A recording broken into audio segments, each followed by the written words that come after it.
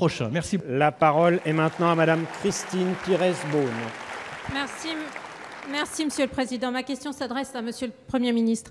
Vous avez annoncé l'économie de 4,5 milliards d'euros sur le budget 2017. Dans une interview aux Parisiens, votre ministre des Comptes publics présente les mesures choisies pour y parvenir. Il y a bien un coup de rabot, mais en croire M. Darmanin, ce serait un coup de rabot indolore. Les collectivités locales, la sécurité sociale ne seraient pas touchées. On ne touche pas non plus aux services publics, on n'augmente pas les impôts.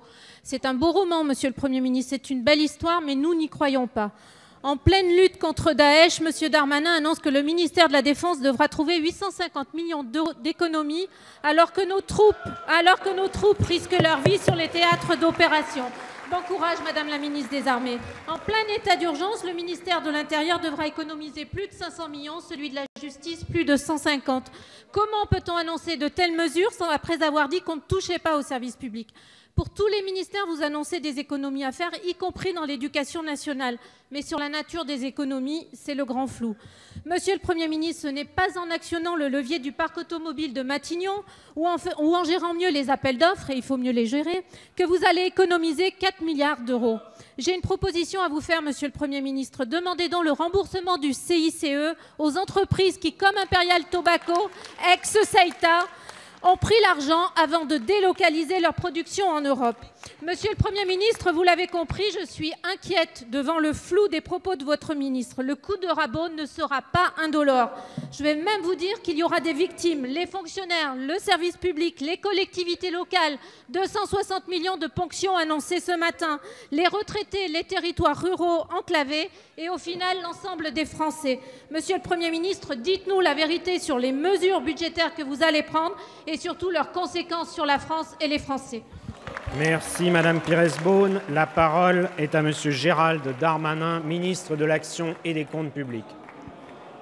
Monsieur le Président, Mesdames et Messieurs les députés, Madame la députée, s'il y a des difficultés, s'il y a des fragilités, s'il y a du personnel, s'il y a des personnes faibles qui sont touchées par des mesures d'économie, c'est bien celles qui ont été touchées par les sous-budgétisations malheureuses que nous avons pu constater.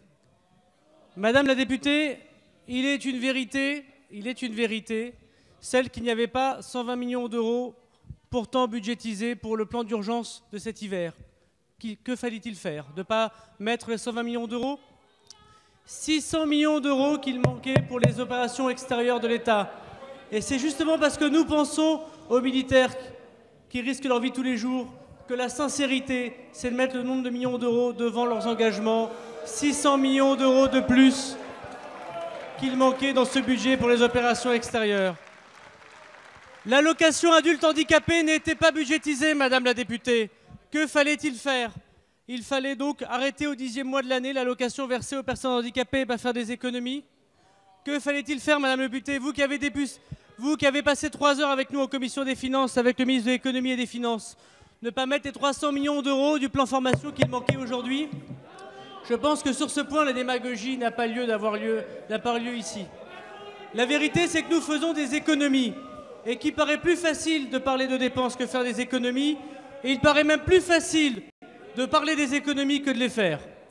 Alors aujourd'hui, nous voulons présenter un budget sincère, nous voulons présenter un budget qui va redonner du pouvoir d'achat et relancer l'économie.